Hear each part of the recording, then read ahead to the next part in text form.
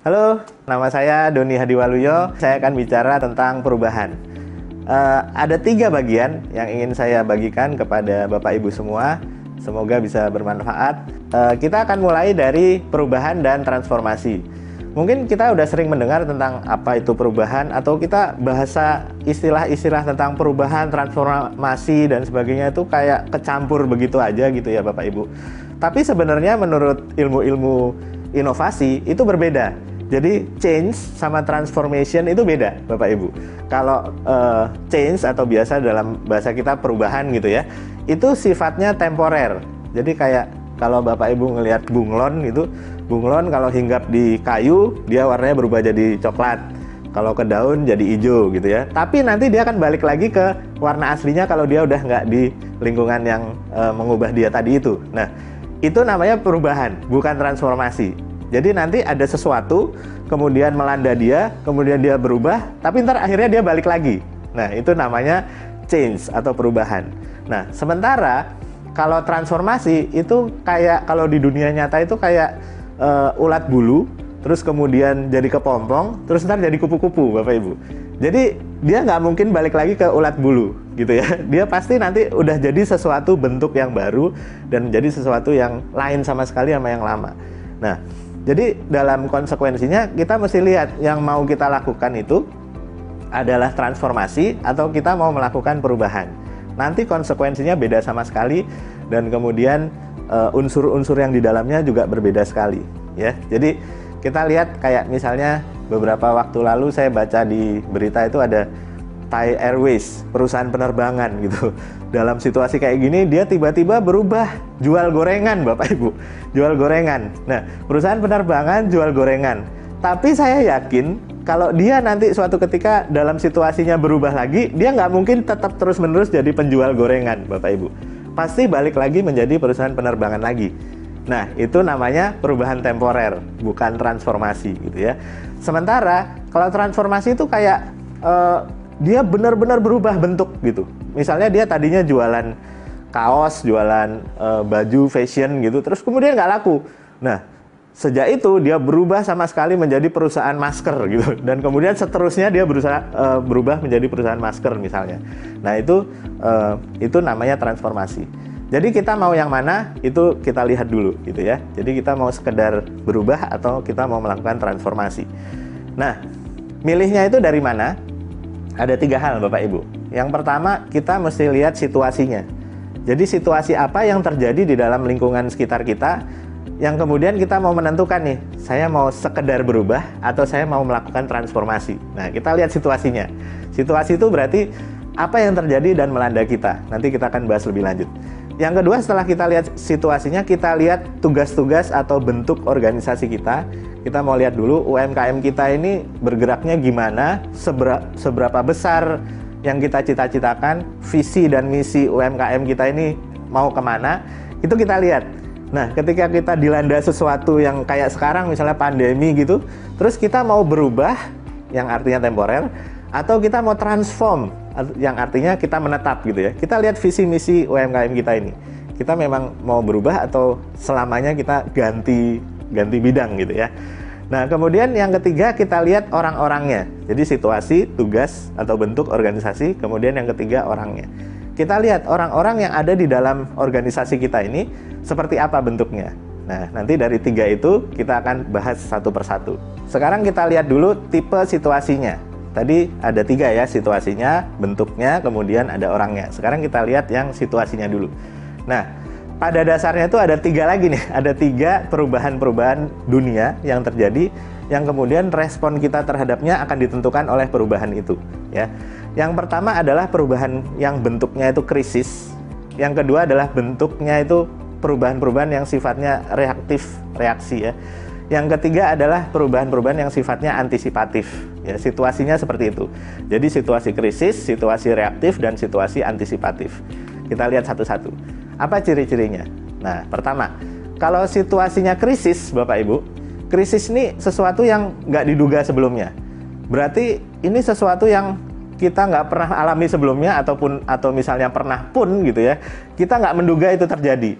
Ya, contoh yang paling gampang adalah saat ini, di mana kita nggak bisa kemana-mana, misalnya kita nggak bisa jualan dengan bebas gitu ya, kita nggak bisa berkoordinasi dengan siapapun dengan bebas offline gitu, kita harus apa-apa online, dan kemudian kita harus pakai 3M gitu ya, harus pakai masker, menjaga jarak, mencuci tangan gitu ya. Itu krisis gitu. Dan ketika semua orang disuruh berubah, ayo berubah, semuanya sekarang harus pakai masker, itu gampang banget untuk melakukannya. Nanti akan beda dengan tipe-tipe yang lain gitu ya. Tipe perubahan yang pertama ini gampang banget untuk kita suruh orang berubah. Kenapa? Karena ini krisis gitu ya. Karena ini sesuatu yang mendadak, dan kemudian semua orang tahu bahwa ini penting. Ya, jadi dalam kalimat lain, tidak akan sulit untuk meyakinkan orang bahwa perubahan itu harus dilakukan.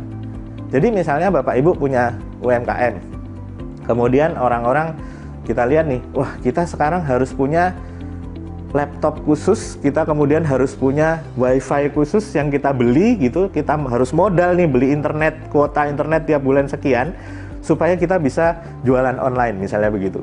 Orang-orang saya yakin tidak akan sulit untuk ngikutin hal itu. Kenapa? Karena semua orang tahu bahwa itu penting gitu ya.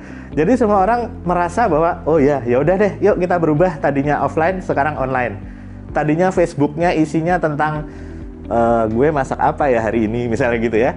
Sekarang kita akan dengan mudah ngomong ke bawahan kita atau ke orang-orang yang ada di dalam UMKM kita untuk bilang bahwa yuk sekarang semua FB-nya diisi sama produk-produk kita gitu ya. Biar kita jualannya lewat FB lah. Jadi statusnya jangan yang remeh-temeh begitu, tapi benar-benar aku punya masker batik nih, wah gitu misalnya gitu ya.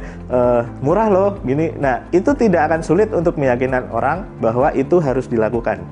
Karena ini situasinya krisis. Oke, itu yang pertama.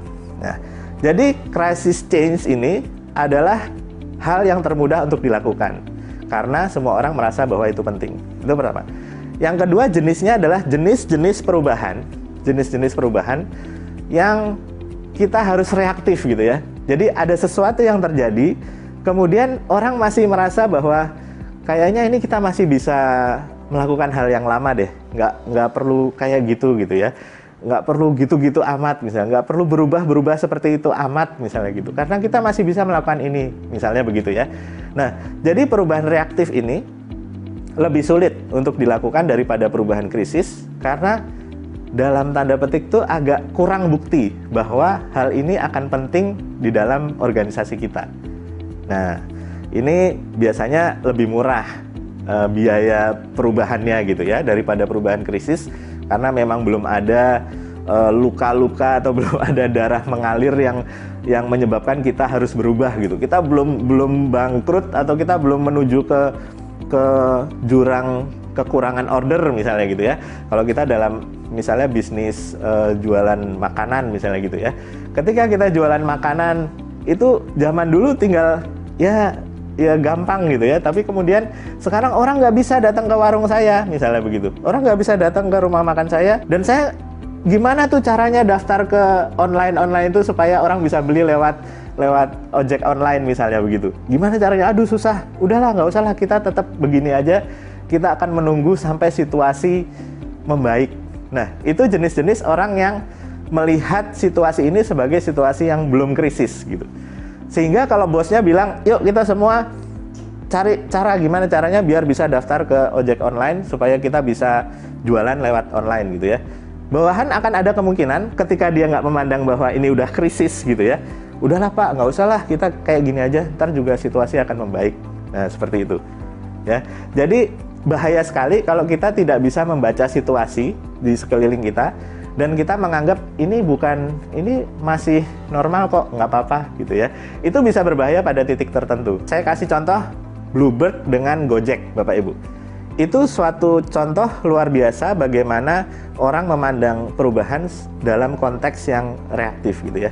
Jadi Gojek tiba-tiba melanda waktu itu sekitar mungkin 3 tahun, 4 tahun yang lalu gitu ya. Tiba-tiba wah semua kemudian dalam tanda petik mendisrupsi atau menghancurkan bisnis yang tradisional gitu. Taksi Bluebird gitu ya, taksi apalagi yang lain gitu, kemungkinan besar dilibas gitu ya, penumpangnya diambilin semua oleh yang online gitu. Nah, kemudian Bluebird bisa bereaksi gitu. Bluebird bisa punya dua kemungkinan. Dia bisa bilang, wah ini dasar nih pendatang baru, ya udah kita berkompetisi erat dengan mereka, biarin mereka dengan caranya, kita dengan cara kita. Dia bisa begitu, tapi yang dilakukan itu luar biasa sebenarnya. Jadi dia mendekati Gojek dan kemudian melakukan kerjasama, sehingga akhirnya ada menu Bluebird di dalam Gojek gitu. Nah, kemudian ini mengakibatkan Bluebird jadi kayak terangkat gitu ya, dan kemudian akhirnya dia survive gitu. Saya waktu itu berpikir, Bapak Ibu, bahwa ini perusahaan yang sudah puluhan tahun ya, kemudian punya armada sekian banyak, bersedia untuk merendahkan diri gitu, bungkuk sama Gojek, kerjasama dong gitu ya. Itu menurut saya menunjukkan satu sikap yang bagus sekali tentang bagaimana menghadapi perubahan. Nah, tapi Bapak Ibu itu di level atasnya, di level tengah-tengah dan bawah akan ada kemungkinan bahwa mereka ngedumel gitu, bilang ngapain sih kita melakukan kayak gitu, gini dan sebagainya. Armadanya sendiri itu bisa jadi ada kemungkinan, nggak selalu ya, tapi ada kemungkinan dia akan memandang perubahan ini sebagai sesuatu yang bukan krisis, sehingga ya udah harusnya nggak usah kayak gitulah, harusnya kita, dan seterusnya gitu ya.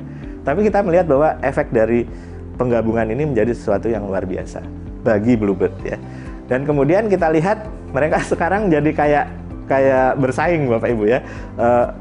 Waktu itu saya lihat gitu ya, Bluebird itu ngirimin email, karena saya anggota My Bluebird itu, aplikasi My Bluebird, dia ngirimin email yang menyatakan bahwa Bluebird sekarang bisa ngirim paket. Wah, gitu ya.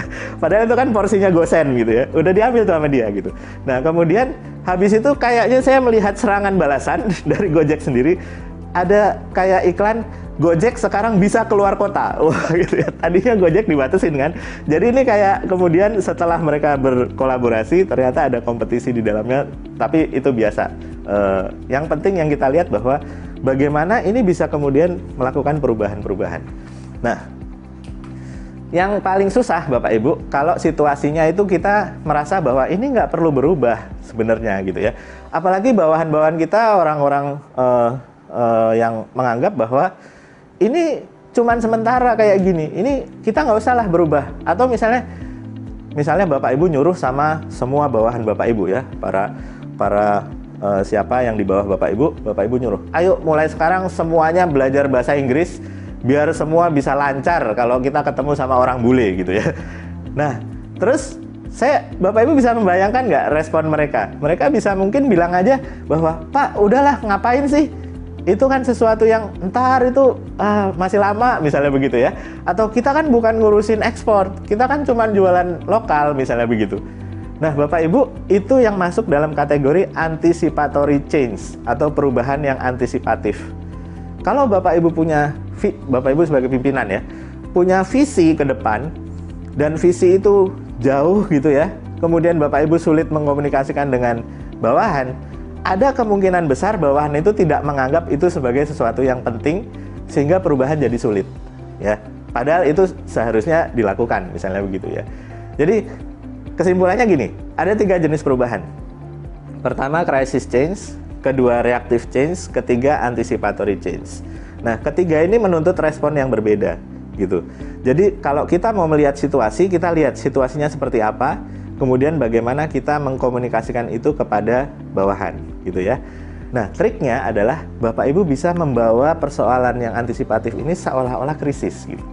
Bapak Ibu bisa bilang sama bawahan Bapak Ibu begini, ayo sekarang kita harus mengalihkan pasar kita ke luar negeri. Karena apa? Karena kalau kita nggak melakukan ini pasar lokal ini akan jadi jenuh dengan barang kita, misalnya begitu. Kalau pasar jenuh dengan barang kita nggak bisa jualan. Kalau kita nggak bisa jualan, kita semua nggak bisa dapat duit. Kalau saya nggak dapat duit, saya nggak bisa mempekerjakan Bapak Ibu semua, misalnya begitu. Itu tiba-tiba sesuatu yang antisipatif jadi krisis. Kemudian mereka tiba-tiba jadi, oh iya ya, sehingga kemudian mereka melakukan perubahan dengan lebih mudah daripada mereka nggak ngelihat jangka panjangnya. Nah, sekarang bagian kedua, kita akan melihat tentang hambatan-hambatan ya.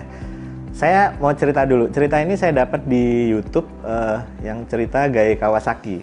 Bagus banget, dia cerita tentang ice business, Bapak Ibu. Saya akan ceritakan ulang untuk Bapak Ibu ya.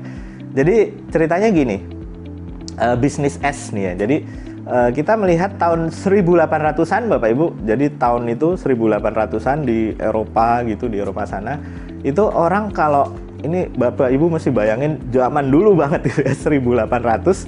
Orang kalau mau beli es atau mau cari es untuk mengawetkan makanan misalnya, itu orang harus pergi ke danau dan harus di musim dingin ya, harus di musim dingin. Danaunya itu harus danau yang membeku. Kemudian orang bawa gerobak, naik kuda gitu, gerobaknya ditarik kuda maksudnya. Kemudian mereka harus menggergaji es di danau itu, kemudian dia bawa ke gerobak. Nah, terus dia bawa ke kota, terus dijual gitu ya. Jadi prosesnya kayak gitu, harus waduh ini musim panas, nggak mungkin kita dapat es gitu kan.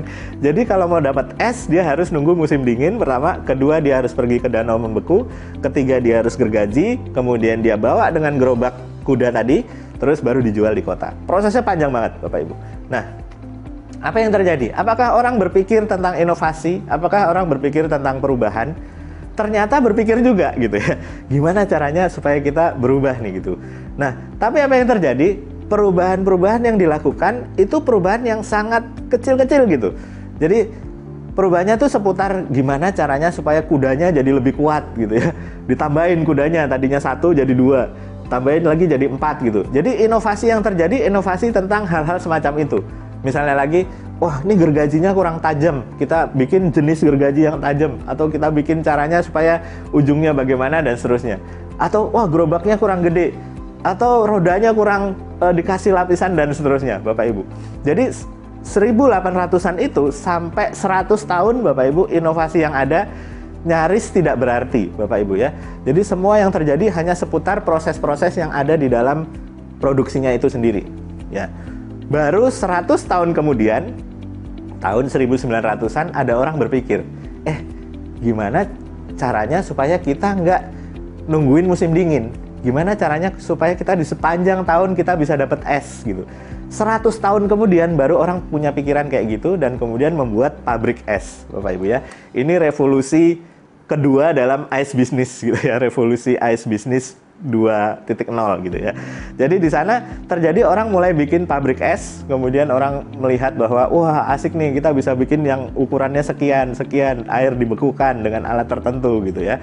Nah, 1900 pabrik es. Kemudian apakah terjadi perubahan? Apakah terjadi inovasi pada masa itu? Ternyata terjadi juga, tapi perubahannya kecil-kecil Bapak Ibu ya. Perubahannya tuh kayak gimana caranya supaya esnya bisa diatur ukurannya, gimana supaya orang tuh membeli, gimana supaya begini begitu, tapi semuanya masih berada di dalam proses produksi itu sendiri. Artinya nggak terjadi loncatan ide yang luar biasa yang kemudian mengubah sesuatu ya. Perubahannya itu ada di dalam aja gitu. Kemudian tahun 1930 baru terjadi sesuatu yang luar biasa. Pertama tadi 100 tahun jaraknya Bapak Ibu. Sekarang 30 tahun kemudian, dari tahun 1900 orang mulai berpikir, gimana ya seandainya setiap rumah ada pabrik es kecil-kecil gitu ya. Akhirnya kemudian terjadilah pembuatan lemari es ya. Nah, itulah revolusi ketiga dalam dunia ice business. Nah, tapi Bapak Ibu, yang terjadi yang perlu kita perhatikan di sini bahwa ternyata tidak sekalipun ada orang di dalam sana yang kemudian berpikiran untuk berpindah ke revolusi berikutnya. Nggak ada orang-orang yang berkecimpung di dalam gerobak itu untuk bikin pabrik es, gitu. Nggak ada orang-orang yang di dalam pabrik es ini yang berpikir untuk bikin lemari es. Jadi selalu ada orang dari luar yang kemudian menciptakan sesuatu yang baru.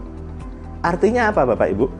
Di dalam organisasi, di dalam setiap organisasi itu ada suatu perangkap yang namanya perangkap rutinitas dan perangkap kesuksesan, yang akan membuat kita males berpikir di luar apa yang sudah kita lakukan sehari-hari, Bapak Ibu. Nah, itu salah satu bahaya yang bisa terjadi di dalam organisasi kita, di dalam UMKM Bapak Ibu. Kalau kita rutin ngerjain itu terus gitu ya, kita akan sulit untuk berpikir lepas dari apa yang kita lakukan itu. Sehingga mungkin kita butuh lontaran ide dari orang yang belum pernah berada di dalam organisasi Bapak Ibu untuk menciptakan suatu inovasi atau suatu perubahan baru.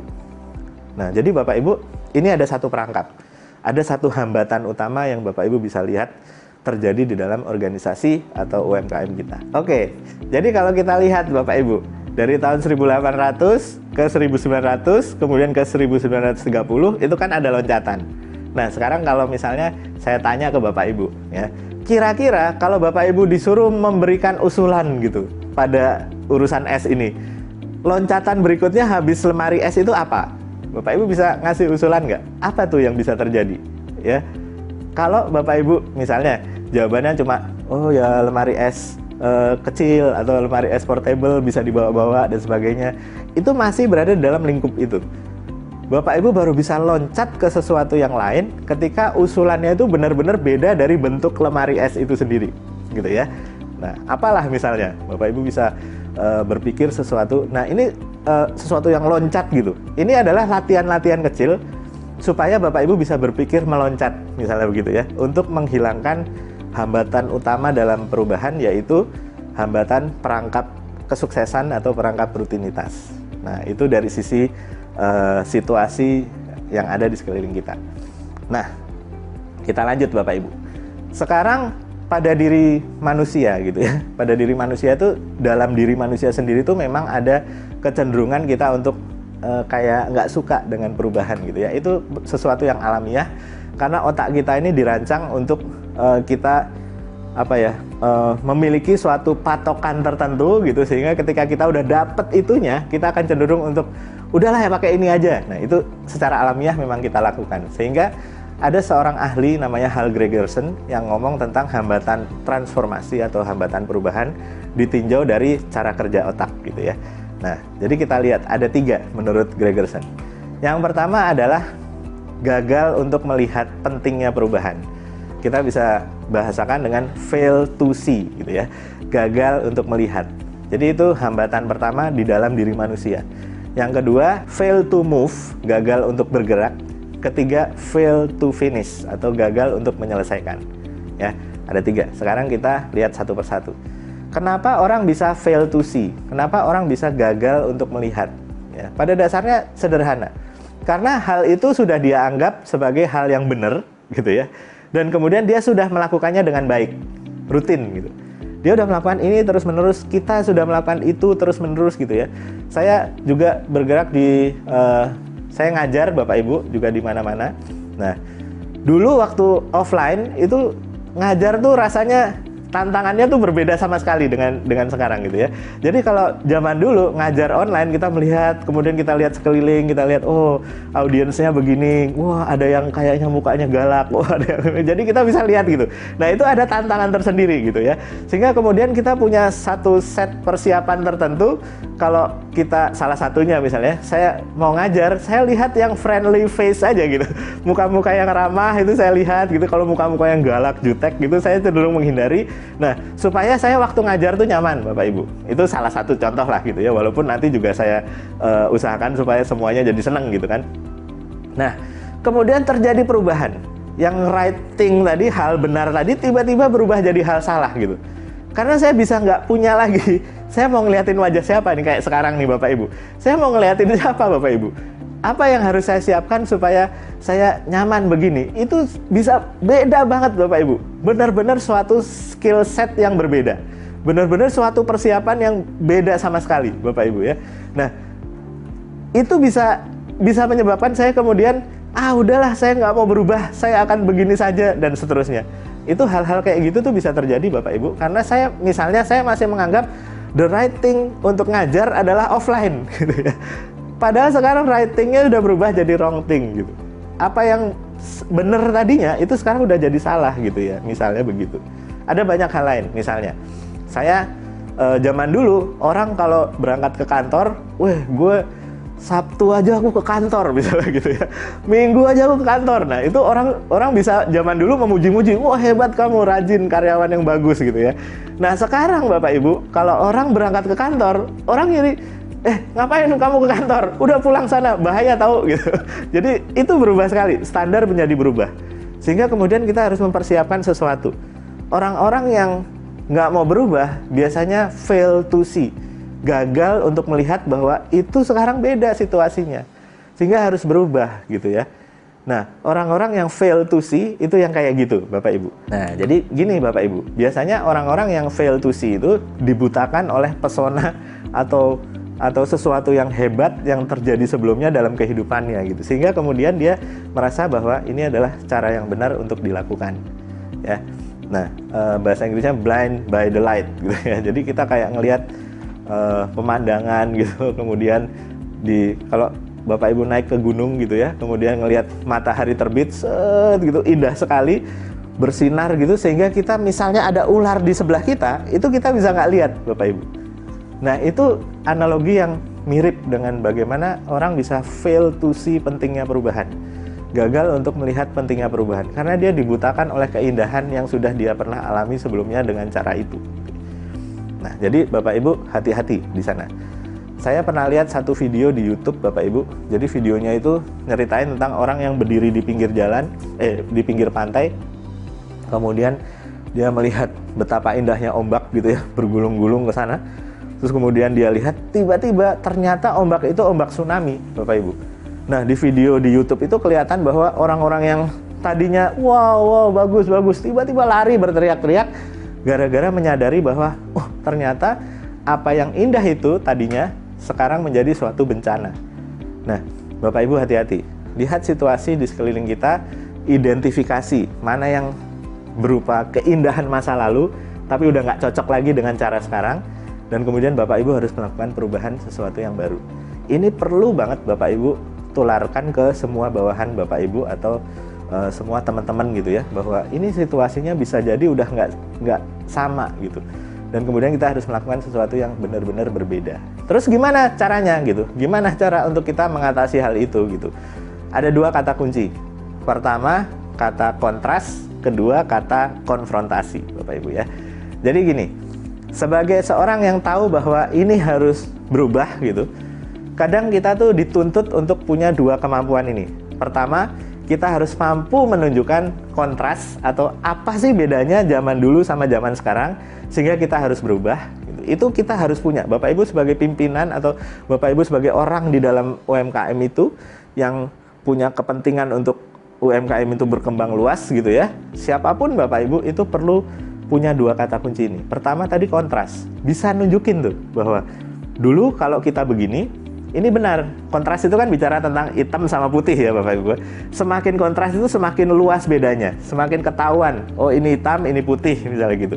Nah, begitu juga dengan perbedaan masa lalu dengan masa sekarang berkaitan sama tadi yang mau kita ubah tadi. Bapak Ibu harus jelas tuh. Kalau dulu tuh kayak gini, maka kita benar untuk melakukan hal yang begini gitu ya. Tapi kalau sekarang kita nggak bisa lagi begitu, karena sekarang seperti itu. Nah, itu misalnya begitu. Jadi Bapak Ibu harus mencari itu apa bedanya antara hal yang lama dengan hal yang baru. Nah, kata kunci kedua adalah konfrontasi. Nah, ini agak-agak sulit nih. Kalau Bapak Ibu bergerak di terutama berkaitan sama kultur ya Bapak Ibu ya.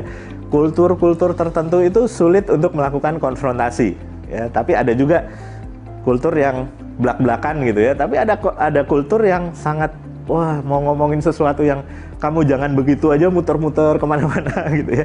Nah, ini tantangan juga. Jadi Bapak Ibu di samping tahu bahwa itu harus berubah dan bisa mengutarakannya, kadang-kadang Bapak Ibu harus bisa melakukan konfrontasi ya. Artinya ada unsur pemaksaan bahwa ini harus berubah ya. Bapak Ibu bisa bikin peraturan, bisa bikin kesepakatan dan lain-lain. Misalnya nih, di organisasi lain zaman sekarang, organisasi yang menengah ke atas gitu ya, misalnya sekarang kita nggak boleh lagi meeting online pakai titik-titik misalnya gitu ya, ada satu merek tertentu, nggak boleh karena security-nya tidak terjamin dan seterusnya. Terus tetap ada orang, tapi pakai ini nih enak, gini misalnya, nggak mau dia berubah, nggak boleh, ini harus pakai ini, dan kita sulit untuk mengajak dia berubah. Nah, itulah saatnya Bapak Ibu konfrontasi, seandainya itu memang harus berubah gitu ya. Kalau konfrontasinya gimana? Bapak Ibu maksa gitu ya. Kalau kamu nggak berubah, ya udah kita nggak bisa melakukan ini, atau kita nggak, atau Anda dihukum gini misalnya gitu ya. Jadi ada unsur konfrontasi yang Bapak Ibu mesti kuasai, ada unsur melakukan, ada skill untuk melakukan konfrontasi walaupun tanpa Bapak Ibu menyinggung harga dirinya atau bagaimana gitu ya. Tegurlah perilakunya. Itu Bapak Ibu harus punya kemampuan itu. Oke, jadi untuk fail to see, jalan keluarnya adalah kontras dan konfrontasi. Itu yang pertama. Jadi Bapak Ibu untuk menyimpulkan, kontras itu isinya 3. Fokus pada hal terpenting untuk membuat perbedaan. Kemudian tonjolkan hal-hal yang perbedaannya itu ya. Tonjolkan bila perlu dibesar-besarkan gitu, deskripsi antara perbedaan hal lama dan baru. Yang ketiga, kalau perlu Bapak Ibu sediakan gambar-gambar visual atau ilustrasi tentang hal lama dan hal baru, sehingga kelihatan tuh kontrasnya terlihat lebih dari sekedar kata-kata.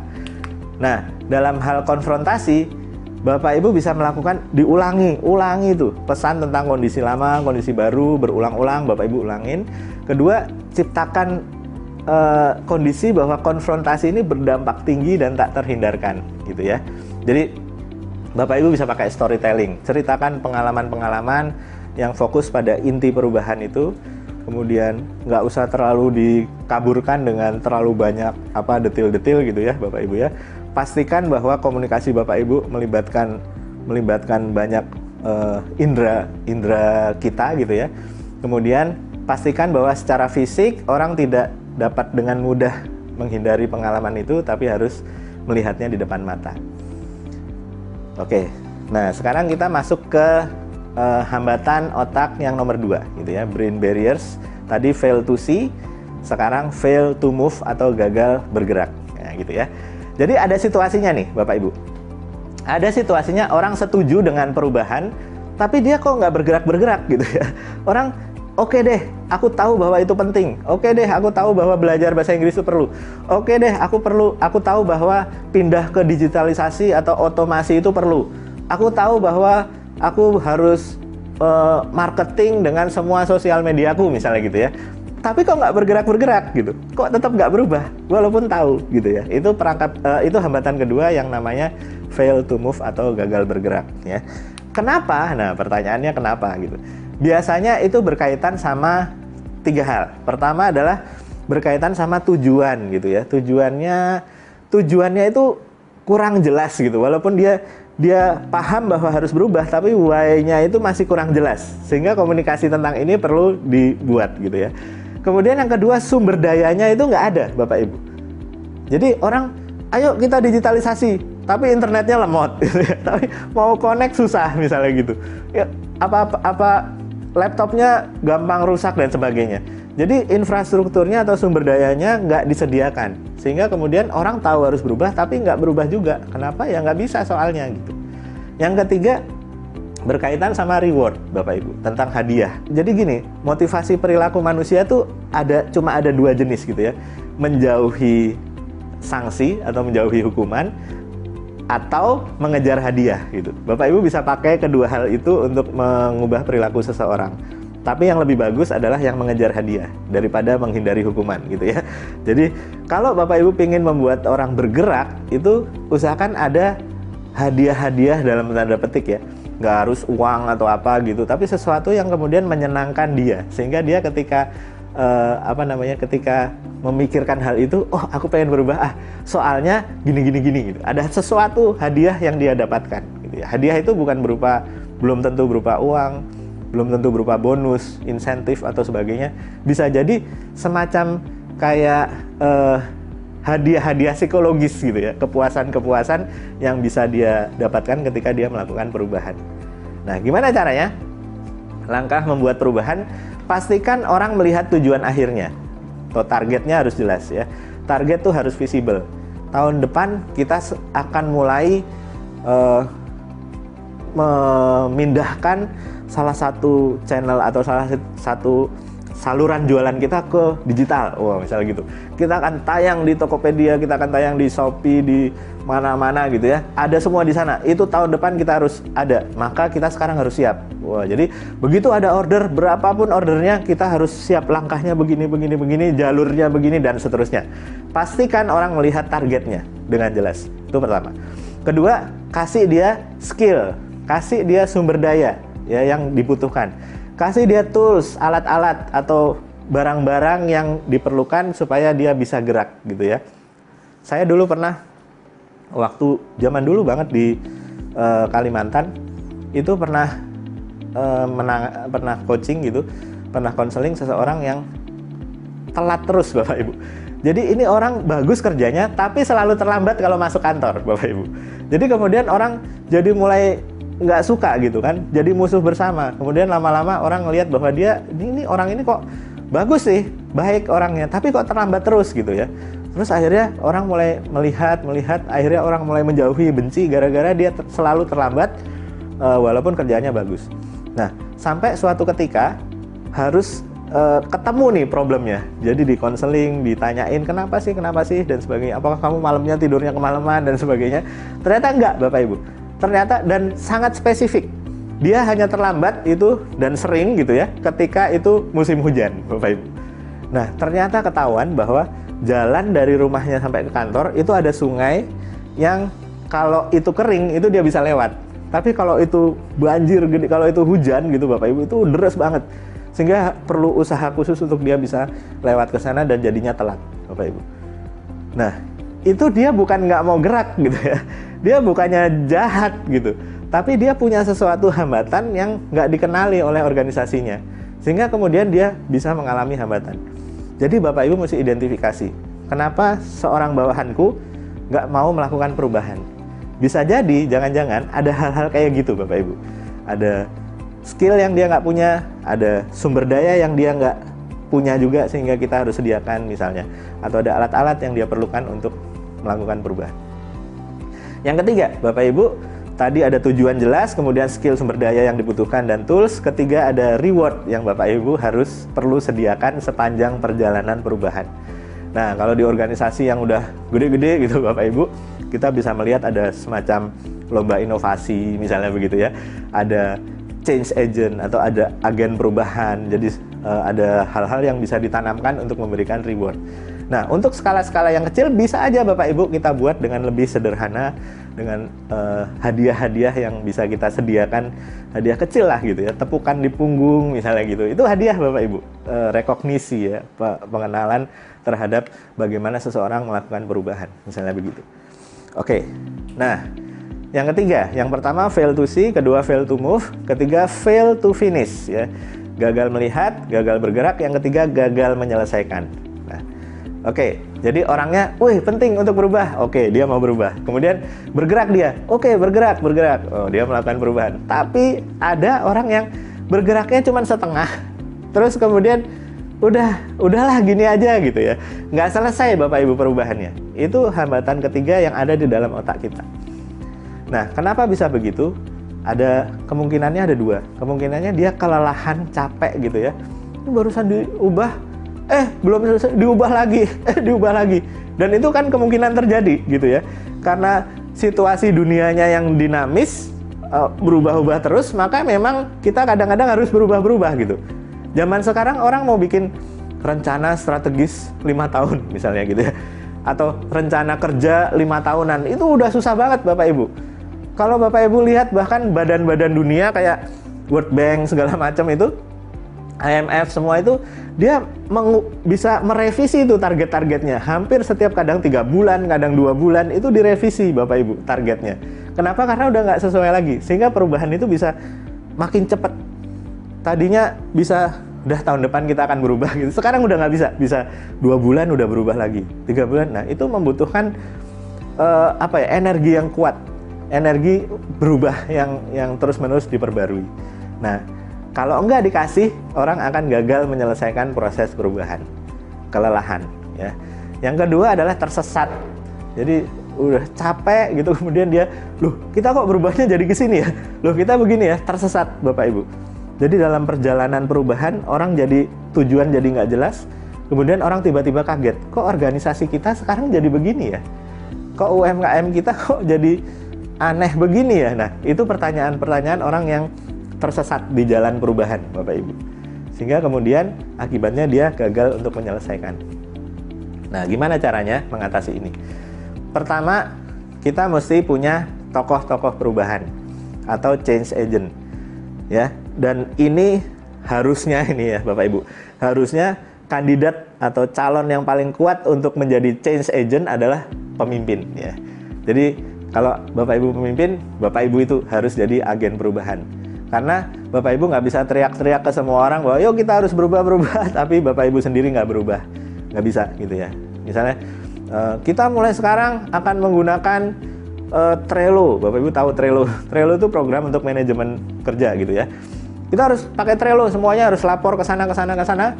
Tapi Bapak Ibu sendiri, kecuali saya, gitu ya, nggak bisa. Atau Bapak Ibu nggak pernah respon di dalam program itu, di dalam perubahan itu, nah itu nggak bisa. Orang-orang akan kemudian meredup, tersesat atau kelelahan, sehingga perubahan terjadi tapi tidak selesai. Ya, itu yang ketiga. Jadi Bapak Ibu harus jadi agent, change agent, harus jadi tokoh perubahan. Ya, tugasnya apa? Melakukan reinforcement, melakukan dalam tanda petik penguatan-penguatan, melakukan pujian-pujian kepada orang yang melakukan perubahan, memberi contoh bibit-bibit perilaku, contoh-contoh perilaku kecil gitu ya, yang mendorong perubahan serta membimbing para pelaku perubahan. Berikutnya adalah Bapak Ibu mesti menyediakan kayak ada indikator, ada grafiknya, ada indikatornya, ada visualisasinya tentang kemajuan perubahan yang dilakukan. Ya, misalnya dalam setahun ini kita mau mengubah semuanya jadi digitalisasi. Di dalam pokoknya UMKM kita akan paperless, wah gitu ya. Kita nggak pakai kertas lagi, semuanya akan invoice segala macam itu kita pakai digital, misalnya begitu. Nah, itu akan ada perjalanannya. 3 bulan pertama kita akan ini, 3 bulan kedua akan begini dan seterusnya. Nah, itu perlu buat grafik indikatornya. Oh, kita udah sampai perubahannya di level ini. Sekarang tinggal kita mengubah bagian penagihan misalnya gitu ya. Bagian ini semua promosi udah semua nih, promosi udah digital semua nih. Sekarang kita tinggal mengubah ke proses produksi di tengah misalnya begitu. Nah, itu semua harus ada indikatornya. Kemudian orang harus lihat, oh kita udah sampai sini. Oh, kita perubahannya akan terus berlanjut ke sana. Gitu. Kalau enggak, sekali lagi orang berubah tapi nggak selesai. Orang bosen dengan perubahan, aduh capek, udahlah gini aja. Akhirnya balik lagi ke perilaku yang lama. Ya. Nah, itu bahaya. Oke, sekarang kita masuk ke bagian ketiga tentang solusi. Ya. Jadi kita akan melihat gimana caranya menyelesaikan problem-problem yang tadi udah dibicarakan di bagian 1 dan bagian 2. Ya. Kita lihat, yang pertama kita mesti, ini penting banget Bapak Ibu. Jadi sebelum kita memilih bagaimana cara menyelesaikan, kita harus identifikasi problemnya dulu, letaknya di mana. Nah, itu kata-kata penting ya. Saya ulangi lagi. Identifikasi problemnya, letaknya di mana ya. Kan tadi kita lihat problemnya bisa di situasinya, bisa di orangnya, bisa di tugasnya gitu, bisa di skillnya, sumber daya, bisa di tujuan yang nggak jelas dan seterusnya ya. Jadi problemnya bisa terletak di mana-mana. Nah, nggak bisa semua problem kita selesaikan dengan cara yang sama. Sehingga kemudian bisa sia-sia tuh kalau kita udah melakukan berbagai usaha di satu titik tapi kemudian nggak menyentuh ke problemnya langsung, itu percuma ya. Jadi yang paling penting, saya ulangi lagi nih sekali lagi, bahwa identifikasi problemnya ada di mana ya, itu yang penting ya. Nah, sebelumnya coba kita lihat dulu, saya bikin matriksnya Bapak Ibu, saya bikin pembagiannya Bapak Ibu, bahwa ada hal-hal yang perlu diubah, ada hal-hal yang caranya harus baru, tapi hal-halnya itu hal yang lama gitu ya. Kita lihat intinya ada hal yang perlu diubah, tapi ada juga hal yang tidak perlu diubah gitu. Nah, itu juga perlu kita identifikasi. Misalnya saya mau tunjukin gotong royong. Gotong royong tuh penting nggak? Penting banget gitu, pasti semua bilang gitu ya. Tapi itu perlu diubah nggak? Gimana ya gitu. Tapi itu ternyata sesuatu yang hal lama yang bisa dimodernisasi. Contohnya Bapak Ibu sekarang kalau mau gotong royong, kalau mau menyelesaikan suatu problem yang besar, Bapak Ibu nggak punya sumber dana untuk mencukupinya, misalnya kita bisa ngajuin aja problem kita di platform online tertentu. Misalnya kitabisa.com gitu. Kita bisa masukin problem kita di sana, kemudian kita bisa mengumpulkan dana. Nah, ini Bapak Ibu, dana itu bisa dari mana-mana Bapak Ibu. Saya pernah, teman saya ibunya kecelakaan dan kemudian koma, dan kemudian nggak bisa tuh, nggak tentu kapan dia bisa selesainya, nggak tentu kapan jumlah dana yang harus disediakan dan sebagainya, dan dia orang yang menengah ke bawah gitu ya. Sehingga apa yang dia lakukan? Dia tulis problemnya di kitabisa.com, dia coba galang dana dari masyarakat gitu, dari publik, dan ternyata dapat Bapak Ibu. Ternyata ibunya itu meninggal, dan kemudian dana yang ada dia terima, kemudian dia untuk menyelesaikan pengobatan juga untuk pemakaman ibunya gitu ya. Nah, Bapak Ibu, itu gotong royong dengan cara yang baru. Nah, jadi ada hal-hal seperti itu, Bapak Ibu ya. Nah, jadi kita lakukan identifikasi. Di dalam UMKM kita, organisasi kita ini, kita mesti lihat, jangan-jangan ini memang nggak perlu diubah gitu. Walaupun zamannya udah berubah segala macam, orang semua ngomong bahwa kamu harus berubah atau mati dan seterusnya. Tapi jangan-jangan ada hal yang memang nggak perlu diubah. Ya, Bapak Ibu harus identifikasi. Itu hanya Bapak Ibu sendiri yang ngerti. Bapak Ibu yang sehari-hari berkecimpung di sana, konsultan belum tentu ngerti, Bapak Ibu ya. Jadi hanya Bapak Ibu sendiri yang bisa menentukan, ini saya nggak mau ubah, ini saya mau ubah, misalnya begitu. Itu langkah pertama. Nah, berikutnya Bapak Ibu perlu lihat bahwa perubahan-perubahan itu bisa macam-macam. Saya ingat pernah baca itu ya. Zaman sekarang semua orang harus pakai masker segala macam. Terus ada satu kalangan yang kebutuhannya tidak terpenuhi. Gara-gara kalangan difabel ya, orang-orang yang bisu tuli, itu kalau ngomong perlu lihat gerak bibir, Bapak Ibu, kadang-kadang ya. Jadi dengan memakai masker, kebutuhan dia tidak terpenuhi. Nah, terus ada orang ternyata yang bikin masker tembus pandang yang khusus untuk kaum difabel. Nah, menurut saya itu salah satu terobosan gitu ya, salah satu terobosan yang bisa terjadi di masa-masa seperti ini. Ada seorang guru kalau nggak salah waktu itu yang menciptakan face shield itu ya, penutup wajah itu, tapi ada sensor jaraknya gitu. Jadi dia luar biasa tuh. Jadi kalau kita deket sedikit itu bunyi sensornya tet atau nyala lampunya gitu ya. Nah, itu salah satu beberapa contoh di mana orang bisa punya produk-produk unik di masa sekarang karena dia melihat perubahan-perubahan itu dengan jeli gitu ya. Dia bisa menghilangkan semua hambatan-hambatan perubahan. Nah, produk apa lagi? Nah, gitu ya. Jadi Bapak Ibu lihat, tadi kita lihat situasinya, kemudian kita lihat, kita juga perlu lihat ini. Ada satu buku bagus, judulnya The Tipping Point, yang ngarang Malcolm Gladwell.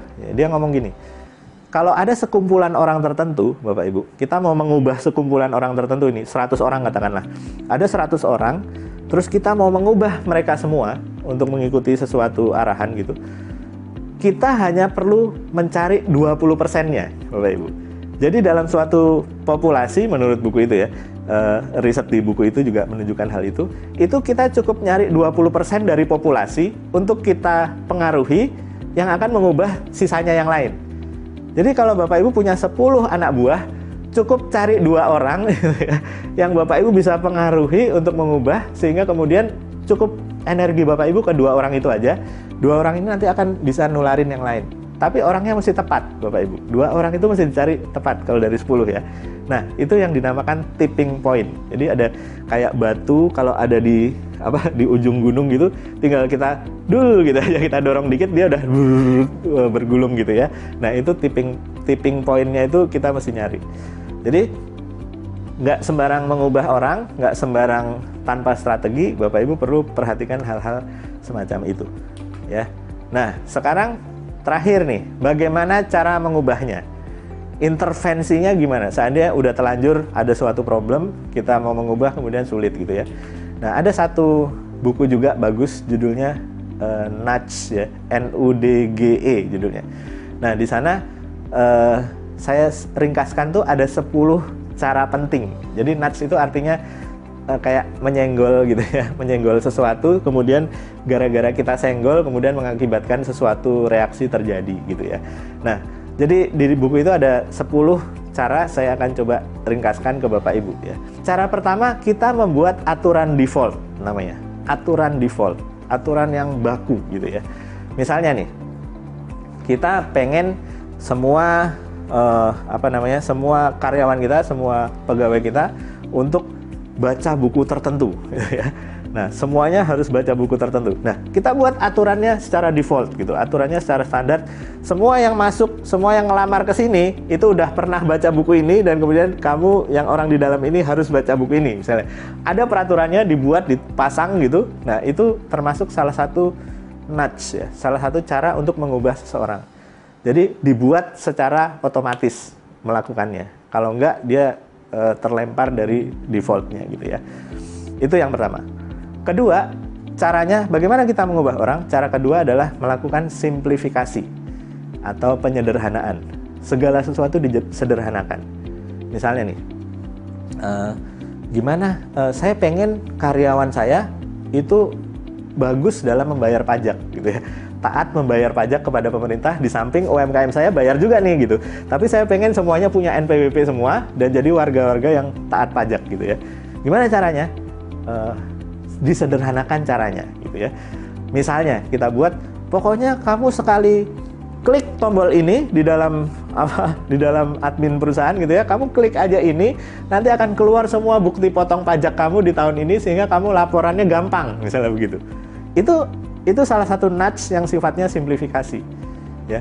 Misalnya lagi, saya pengen orang tuh rajin, disiplin masuk dan pulang setiap hari dengan baik, misalnya gitu ya. Disederhanakan prosesnya, orang nggak perlu lagi mana nyeklek, cek log dan sebagainya, nggak perlu ngisi jam berapa dicek gitu dan seterusnya, nggak perlu. Tapi orang cukup nongol pakai webcam yang murah gitu ya. Face recognition sekarang murah sekali Bapak Ibu. Face recognition langsung keluar tuh absennya, tek dia datang gini, jadi semua disederhanakan ya, sehingga kemudian orang melakukan dengan sukarela gitu apa yang kita inginkan gitu ya. Yang ketiga, contohnya adalah penggunaan norma sosial ya. Misalnya nih, saya pengen orang tidak mudik di tahun ini gitu ya. Nah, gimana caranya? Nah, kita bisa melakukan menggunakan norma sosial. Misalnya kita pasang aja tuh di dinding, kita tulis gitu. Kita tulis di sana, kebanyakan orang atau 90% orang tidak mudik di tahun ini gitu. Itu salah satu cara untuk kemudian membuat mereka, oh banyak orang nggak pulang juga kok, sehingga kemudian mereka akhirnya nggak melakukan itu. Itu ketiga ya. Saya ulangi ringkas, nomor 1 aturan default, kedua penyederhanaan, ketiga penggunaan norma sosial. Misalnya lagi di hotel, Bapak Ibu punya hotel gitu ya, tulis aja di sana 9 dari 10 tamu menggunakan lagi handuk mereka gitu. Artinya nggak dicuci gitu ya. Menggunakan lagi handuk mereka di hari kedua misalnya. Ditulis aja gitu. Itu menyebabkan kemudian tamu-tamu itu akan membuat mereka mengikuti tanpa mereka sadari apa yang kita inginkan. Oke, nomor 4. Yang keempat adalah peningkatan kemudahan dan kenyamanan. Hampir sama kayak simplifikasi tadi, tapi ini agak berbeda ya. Misalnya, kayak itulah ibu-ibu kalau di mall sering tuh ya, peningkatan kemudahan dan kenyamanan. Misalnya, kalau beli 5 nanti gratis 1, atau misalnya kalau beli 5 nanti gratis parkir misalnya gitu ya. Kalau di Tokopedia bisa juga beli 2 nanti gratis ongkos kirim misalnya gitu. Itu peningkatan kemudahan dan kenyamanan, termasuk juga peningkatan fasilitas. Itu juga nudge tuh, sesuatu yang mencolek orang untuk melakukan sesuatu yang kita harapkan. Oke, yang kelima namanya disclosure atau pengungkapan ya. Misalnya kita pasang, karyawan terbaik di bulan ini adalah si Andi misalnya gitu ya. Nah, itu yang lain juga akan kemudian terdorong untuk melakukan atau untuk punya prestasi seperti si Andi tadi. Misalnya begitu. Oke, ini udah 5 ya, masih ada 5 lagi. Ya. Yang keenam nih, Bapak Ibu. Kita pakai peringatan, papan-papan pengumuman, kita pakai grafik, pakai poster-poster untuk mengubah seseorang untuk mengikuti apa yang kita inginkan gitu ya. Misalnya nih, ada kita nggak suka dengan orang yang merokok di sembarang tempat misalnya gitu ya, pasang aja di sana poster zat-zat berbahaya yang terkandung di dalam rokok misalnya gitu ya. Walaupun kadang-kadang bagi perokok itu nggak terlalu pengaruh gitu. Tapi paling nggak membuat orang untuk, iya saya sering tuh lihat di bandara gitu ya, orang-orang itu dipasangkan di bandara itu dipasangnya di dalam box khusus merokok gitu. Zat-zat yang terkandung di dalam rokok, zat-zat berbahaya, ada apa tuh, bahan cat, ada segala macam, ada sianida segala macam. Orang ngelihat dengan nyaman sambil merokok sambil baca itu Bapak Ibu. Jadi mungkin nggak terlalu ngaruh bagi perokoknya, tapi paling nggak bagi orang-orang sekitarnya dia bisa bantu untuk memperingatkan si orang ini. Nah, itu nomor 6. Yang ketujuh ada pre-commitment namanya ya. Jadi gimana cara kita mengubah orang? Kita buat pre-commitmentnya ya. Setiap pre-commitment artinya perjanjian sebelum dia masuk misalnya gitu ya. Jadi misalnya pokoknya semua orang yang masuk di tempat ini harus mau untuk setiap tahun belajar sesuatu yang baru, wah gitu, belajar suatu skill yang baru, misalnya kita buat begitu, sehingga orang terdorong untuk melakukan hal itu. Oke, itu yang ke 7 ya. Sekarang ke 8, Bapak Ibu. Ke 8 adalah pengingat atau reminder ya. Misalnya, setiap secara tertentu berkala gitu ya, kita ingatkan melalui email atau melalui pesan teks tertentu. Misalnya janjian meeting, reminder gitu ya. Besok ditunggu jam segini ya Pak, jangan lupa misalnya gitu. Itu nudging juga. Itu sesuatu yang kemudian untuk mengubah perilaku seseorang. Yang ke-9, Bapak Ibu. Yang ke-9 adalah bagaimana kita mencoba untuk menimbulkan niat untuk implementasi gitu ya. Jadi kita melakukan sesuatu yang menggiring. Mungkin Bapak Ibu udah sering melakukannya gitu ya. Ini kalau Bapak Ibu belajar NLP pasti sering banget ngomongin ini ya. Misalnya, saya pengen dia ngumpulin laporan gitu ya di minggu ini. Saya nggak nanya, kamu ngumpulin laporannya kapan? Saya nggak ngomong gitu Bapak Ibu. Saya ngomonginnya, kamu ngumpulin laporannya Kamis apa Jumat? Gitu. Jadi itu pertanyaan yang maksa gitu ya. Memaksa dia untuk kemudian akhirnya mencoba melakukan sesuatu yang kita inginkan. Jadi itu ada menimbulkan niat implementasi. Misalnya, kamu mau menikah dengan aku nggak? Oh, jangan gitu nanyanya Bapak Ibu. Kamu mau menikah dengan aku bulan depan apa bulan depannya? Misalnya gitu ya. Jadi itu sesuatu yang memaksa dia untuk kemudian akhirnya mau gitu. Yang ke-10. Yang ke-10 adalah menginformasikan orang tentang sifat dan konsekuensi dari pilihan masa lalu mereka. Ya. Jadi diingetin bahwa dulu kamu kayak gini, maka akibatnya begini. Jadi sekarang jangan begitu, gitu ya. Sederhananya begitu ya. Jadi menunjukkan di sana harus ada menunjukkan bukti perilaku. Bapak Ibu bukan nyerang pribadinya, bukan nyerang orangnya, tapi yang diserang adalah, tapi yang ditunjukkan bukan diserang ya. Yang ditunjukkan adalah bukti dari perilakunya dia di masa lalu yang mengakibatkan sesuatu di masa sekarang. Nah, itu penting. Oke, kita udah sampai di akhir dari pembahasan ini. Jadi saya mau simpulkan, Bapak Ibu. Kesimpulannya begini. Ada perbedaan antara change dan transformation. Bapak Ibu harus jeli melihatnya. Bapak Ibu mau melakukannya itu bahkan ada 3 sebenarnya. Ada hal yang nggak perlu diubah, ada hal yang diubah tapi sementara, ada hal yang Bapak Ibu ubah secara permanen, gitu ya. Jadi Bapak Ibu lihat, ini beda banget. Kita harus milih, identifikasi dulu. Kita mau melakukan yang mana? Pasti ada 3-3-nya, Bapak Ibu. Di dalam setiap organisasi itu pasti ada 3-3-nya. Ada hal yang kita harus ubah secara total, ada hal yang hanya sementara, ada hal yang nggak usah dirubah, gitu ya. Jadi ada 3-3-nya, Bapak Ibu harus identifikasi. Itu kita omongin di bagian pertama tadi. Bagian kedua, selalu akan ada resistensi di level tertentu, gitu ya. Ada hambatan di level tertentu yang kita harus kenali. Yang utama adalah dari kita sendiri, para pimpinan, Bapak Ibu, orang-orang yang memimpin atau yang memiliki sebuah unit usaha atau sebuah UMKM. Paling berat itu perangkap, ingat nggak, AS Business ya. Paling berat itu perangkap rutinitas atau perangkap kesuksesan masa lalu. Itu pimpinan harus hilang dulu, baru kemudian kita bisa ngurus di bawahnya. Bawahnya ingat ada 3, fail to see, fail to move, fail to finish ya. Gagal melihat, gagal bergerak, dan gagal menyelesaikan. Nah, kemudian terakhir kita tadi lihat bahwa ada solusinya untuk semua itu. Yang pertama, solusinya kita identifikasi dulu, kita lihat situasinya gimana. Kedua, kita lihat orangnya kayak apa. Ingat tadi, dari 10 pilih 2 gitu ya, tipping point. Kemudian kita bisa gunakan teknik-teknik nudging yang tadi saya sebutkan, yaitu ada 10 tadi. Oke, semoga bermanfaat buat Bapak Ibu semua. Terima kasih banyak, sampai jumpa lagi.